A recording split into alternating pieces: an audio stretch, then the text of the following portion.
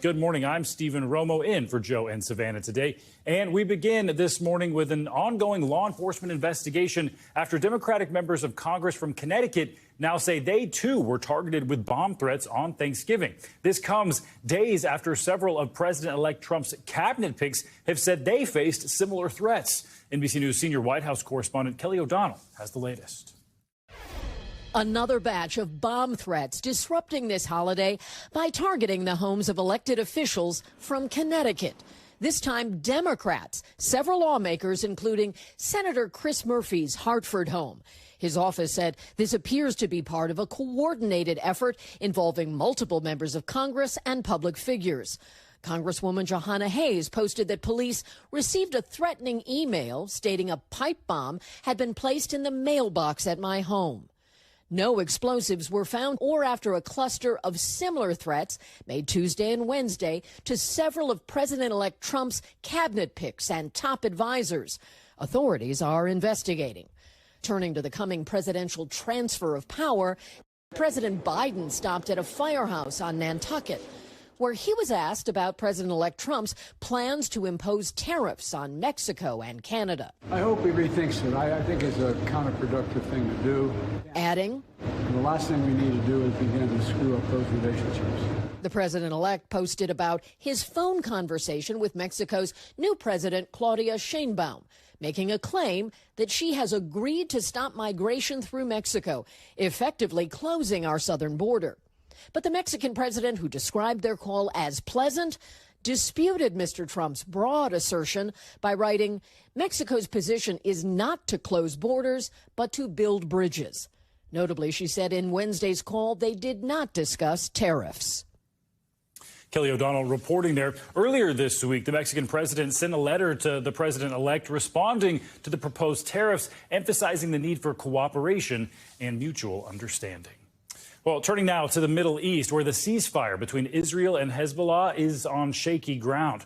On Thursday, the Lebanese army accused Israel of violating the truce several times. That's after the IDF carried out an airstrike and launched tank fire at several towns. The Israeli military says it was targeting a Hezbollah rocket facility.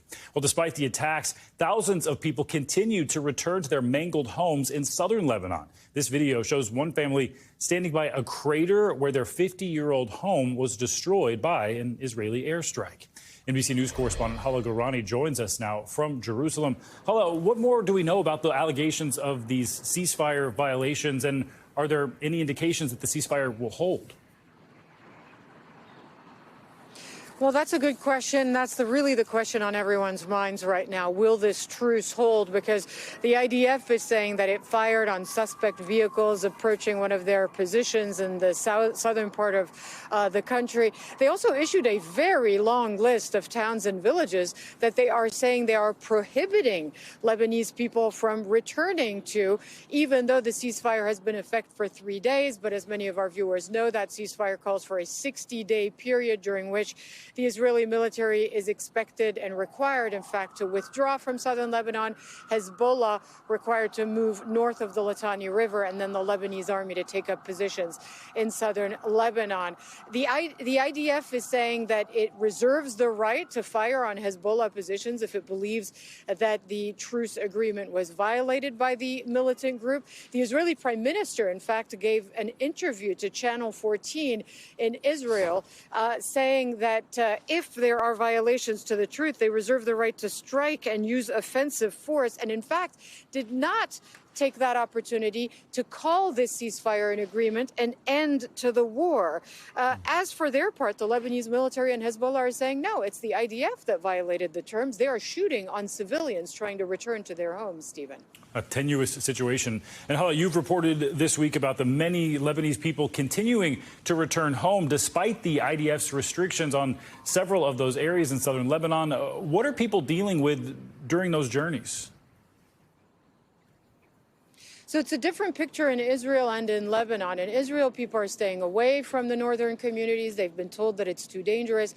In Lebanon, many people simply don't have a choice. They were displaced. They didn't have hotels to stay in or family members to shelter with, so they were in many cases outdoors. They were in displaced people's camps, and so they kind of headed back the second they heard or the minute they heard that there was a deal. But what they found when they got there was, in many cases, complete and utter destruction. In fact, an NBC News investigation revealed that in the areas that the IDF occupies and still occupies, you had 5,000 to 6,000 structures that were completely destroyed, some villages 90% leveled. It's going to be a very tough time for these people coming back to their homes, Stephen. We're watching that video there, unrecognizable streets there in Lebanon. And Hala, as this is happening on Israel's northern border, the violence continues in Gaza. Dozens of Palestinians were killed by Israeli airstrikes yesterday. What's the latest there? Well, it is just absolute misery for the people there because on top of the bombings, on top of the displacement, you now have weather conditions worsening and people who are sheltering in tents for more than a year with absolutely no insulation, sanitation, or running water. 14 people were killed in the area of Nuseirat camp. That has been targeted by artillery and drone attacks. And then our teams on the ground, because we have teams there, despite the fact that the Israeli government and military are prohibiting the free access to international journalists to cover these events. We have teams there who are documenting the continued destruction of areas that the Israeli military has previously bombed. So it's really just a very difficult situation with, on top of everything else, weather conditions worsening, Stephen. All right, Hala Garani, thanks so much for that update.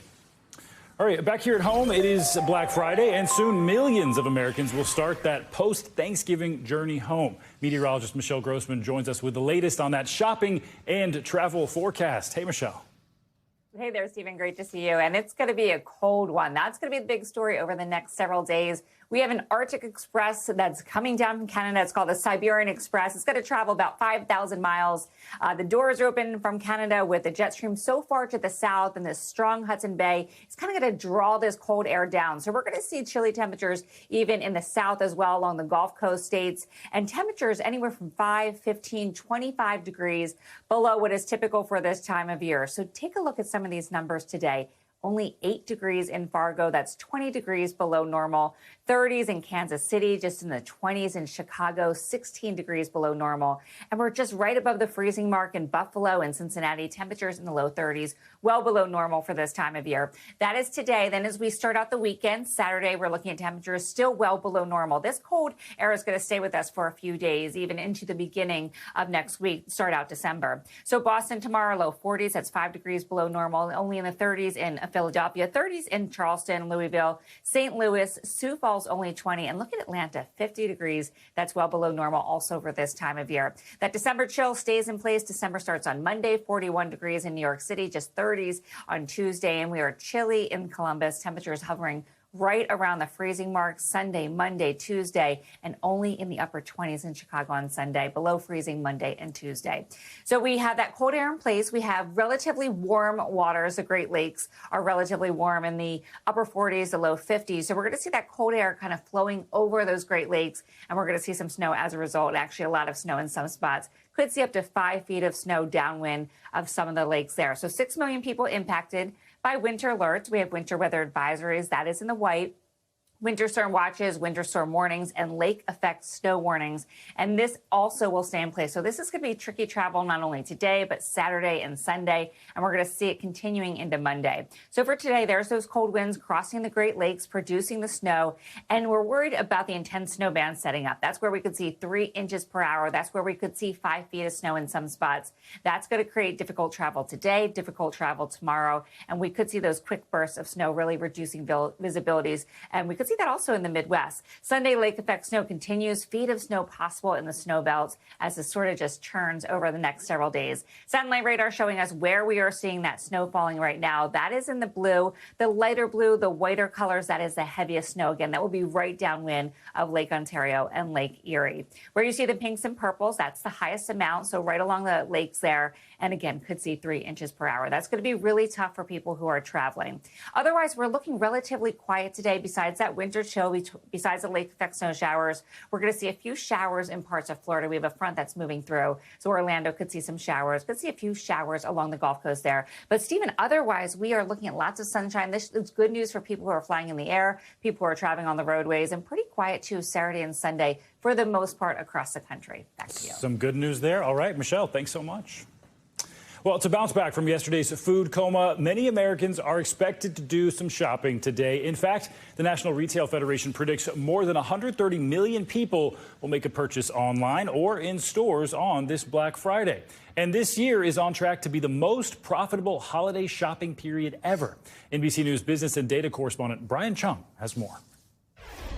Well, hey there. Good morning, guys, from Garden State Plaza in Paramus, New Jersey. This is one of the biggest malls in the area. There's not too much foot traffic with the stores just about to open. That fever pitch of peak traffic will probably happen later on in the afternoon. But look, the anticipation for the holiday is high. Over 130 million shoppers expected this weekend, with over $980 billion in expected spend over the entire holiday season. That will be almost $1 trillion.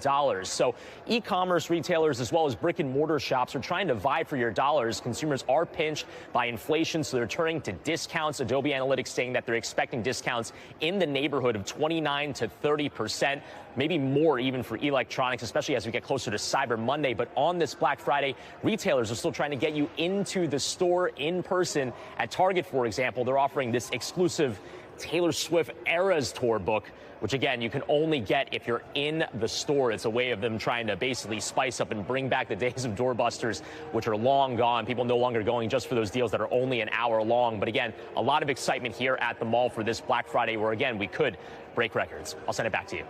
All right, Brian Chung, thanks so much. And the deals on this Black Friday can make it a great time to snag those most wanted gifts for your loved ones, of course. But in all the sales madness, finding someone the perfect gift, it can feel a bit overwhelming. Google, hoping to help there, releasing a list of this year's top 100 trending gift ideas. Stephanie Horton is the Senior Director of Global Consumer Marketing and Strategy for Commerce at Google, and she's here to help us find out what to put under the tree, even for the pickiest people on our list. Thanks so much for joining us, Stephanie. And let's first talk about gifts for maybe those people who are more active in our lives.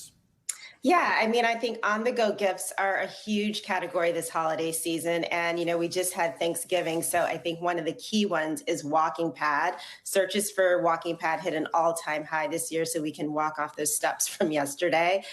Searches for wireless charging stations actually increased by 65% in 2024. So that's also a great one. And then the Google Pixel Pro, I think earbuds go on blast every holiday season and are a huge one. So I think those are some top ones for people who are really on the go. Yeah, those walking pads, they're popping up all around 30 Rock. People love those. Yeah. What about the gifts that could inspire some self-care for the overworked and busy folks among us? Yeah, I mean, wellness obviously is a big trend. So towel warmer rack I see you have there is really huge. I mean, this was really unexpected for me, but pillow sack, the oversized beanbag chair soared a whopping 665% this year. So that's a really good one for your relaxation. TV sound bar searches are at an all-time high. And then, you know, I think also skincare is a big one that's increased over 80%. So people are really trying to take care of themselves in a big way. Yeah, that's great. Everyone needs some self-care. And on that topic, fashion, beauty products, those are often a hit. What's trending in those categories? Yeah, so if you really want to win this season, searches for the e.l.f. Cosmetics Halo Glow Liquid filter increased by a staggering 5,000%. Wow. Hailey Bieber's brand Rhode is really one of the top search, hit an all-time high in 2024. Ballet flats are huge and have been for a while, so those are a great one to pick up for anyone on your list as well. All right. And unisex perfume spiked 130%, which I think is great because you could pick those up and kick off a couple people on your list, men or women. Yeah, you can't go wrong there. I'm thinking of CK1. That's how old I am. There you go. Perfume. Well, kids, of course, we can't leave them out. They need some gifts too. What are the hits this year for them? Yeah, surprisingly, lamp for kids increased by 95%. So if you have someone who needs that, the Tony box set is huge. That one increased exponentially this year. So Tony box starter set, I think you definitely will win there. And PlayStation always is a big one that spikes over the holidays. But pro tip, the PS5 was the most searched holiday Black Friday deal last week. So I think if you're really looking for that one, the PS5 is the way to go. Ooh, a good trend to follow there. Finally, everyone loves a good gag gift, especially in offices. There are the Secret Santas and white elephant exchanges. Any insight into what could be good for those? I mean, I think the smaller white elephant gifts that we've seen, like this one's really trending well.